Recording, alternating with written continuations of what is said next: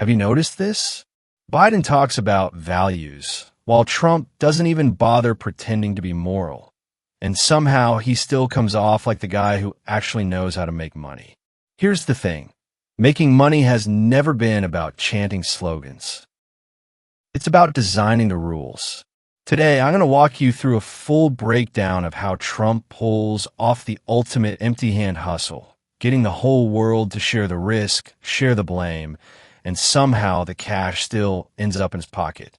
First, let's set the stage. Trump has always wanted control over Gaza, and not because he wants to help people. He wants development, real estate, a beachfront city. Think about it. Gaza sits right on the coast, and that location is insanely strategic. The moment Israel started hitting Gaza, Trump floated the idea. Build a seaside city, basically a Dubai of the Middle East. Sound great, right? But here's the problem. If the Trump family try to take that whole piece by themselves, what happens? Simple. They don't get it, and they might get crushed for even trying. Because let's not kid ourselves. Those Jewish financial power networks on Israel's side, they're not exactly harmless.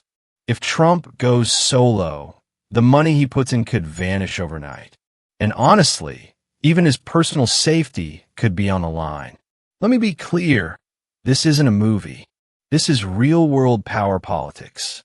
So how does Trump play it? He doesn't rush in and grab it with his bare hands. He drags the entire world into the water with him. Now, some people will say, come on, that's conspiracy talk. How could Trump possibly annex Gaza? Wouldn't the UN step in? Wouldn't the international community go crazy? All right, let me say the opposing argument for you. Trump can't do that.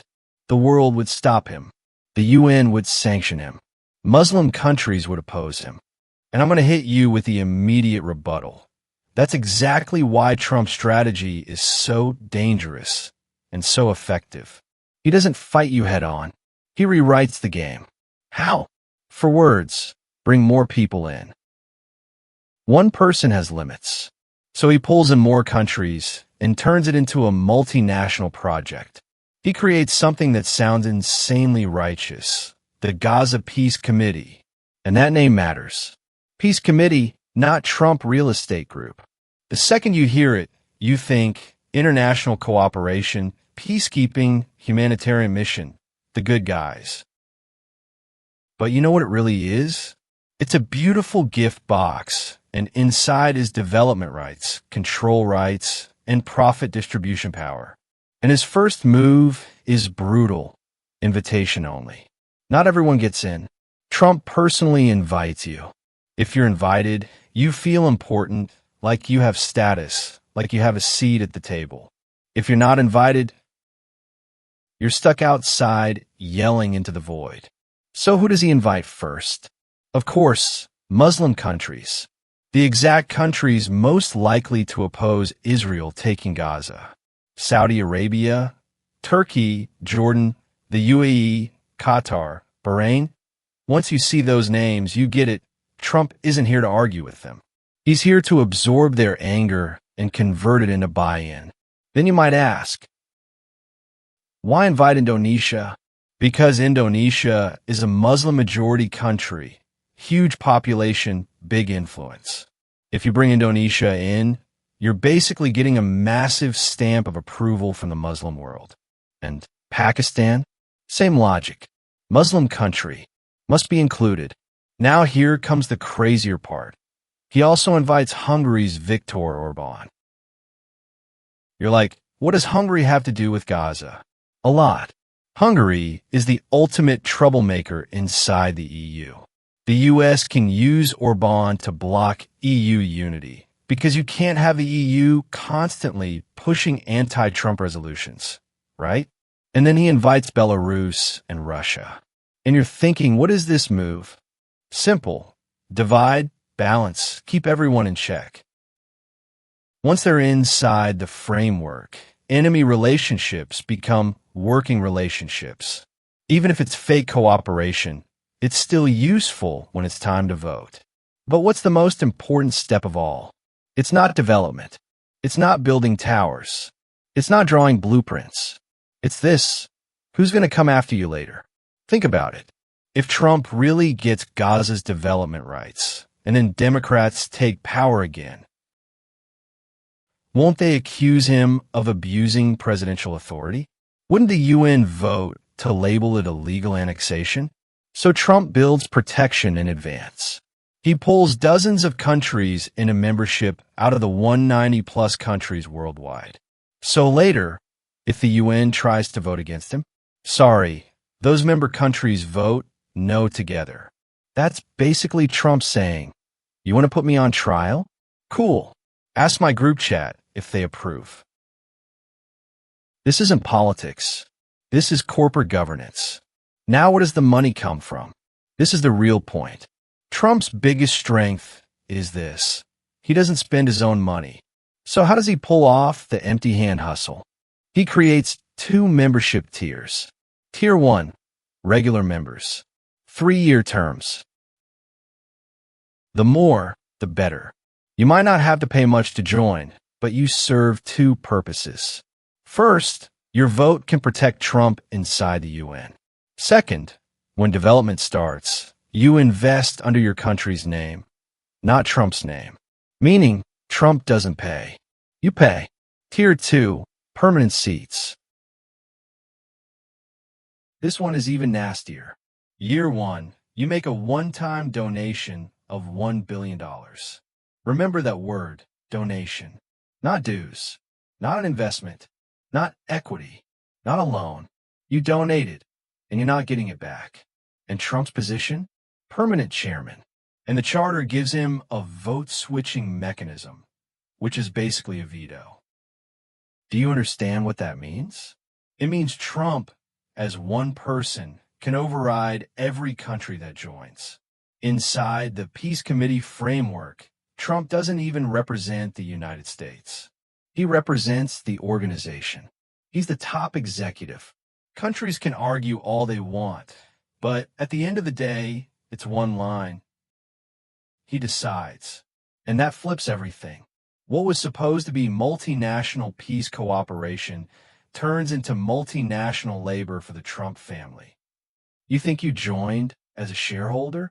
Nope. You're a tool. You think you joined to maintain peace? Nope. You're there to back him up, fund him, and vote for him.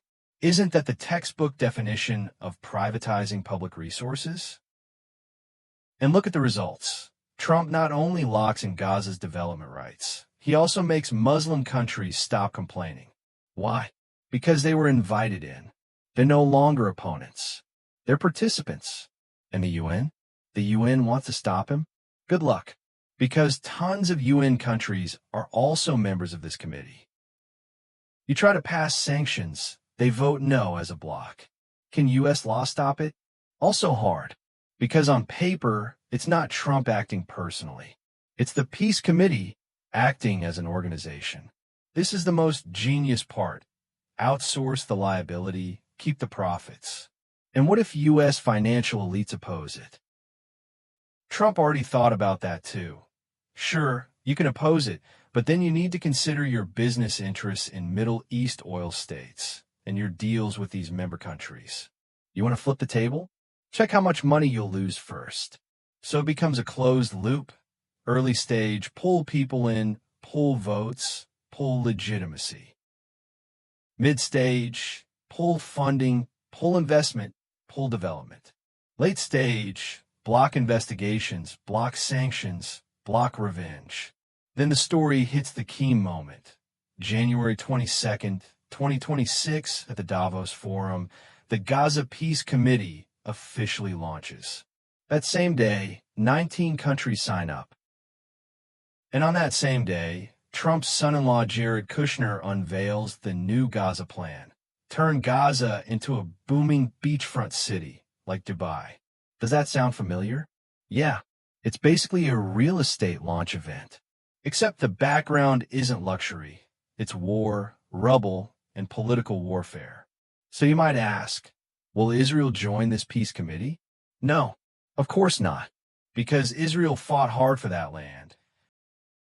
paid the cost, spent the money, lost soldiers, and took global backlash for it. And then Trump swoops in like the bird behind the bird and takes the development rights in one clean move. Even crazier, Trump stands on the peace side, and Muslim countries all support him and join him. So what does Israel become overnight? The villain. Think about how absurd that is. You're fighting nonstop, getting dragged by global media, and then Trump shows up in a suit and says, "I'm here for peaceful development," and the world applauds. That's a double kill. Narrative war plus rules war. So what if Israel is angry? Can Israel keep sending troops into Gaza? Can Israel touch the peace committee's interests? Don't forget who's inside. Turkey, Saudi Arabia, Pakistan, Indonesia, real power, real leverage. Israel isn't fighting multiple countries. Israel fighting Turkey alone would already be a nightmare. So the end result is this. Israel watches it happen, like the mantis hunting the cicada, and the bird swoops in behind. The land they fought for becomes someone else's real estate project. All right, final summary. Why don't regular people ever make the money? It's not because we don't work hard. It's because we don't think big. We don't have the ability to design systems that dump the risk on others and lock the profit into our own hands. Trump's money formula is basically 3 lines. Number 1, share the risk, drag the whole world in. Number 2, empty-hand hustle, make other people pay. Number 3, close the loop, lock the rights, lock the money, and block the cleanup later. So will Biden do that? Biden just says, "We need unity." Trump says, "Get in here and work for me." That's the difference. If you think today's breakdown was savage and real, don't fake it. Hit the like button. If you want more of the raw political plus capital power game, subscribe right now. And tell me in the comments, is Trump's play genius or dangerous? I'll be waiting. Our channel is to focus on important financial events in the world, get high investment returns, and post 2 to 3 videos every week. See you in next issue.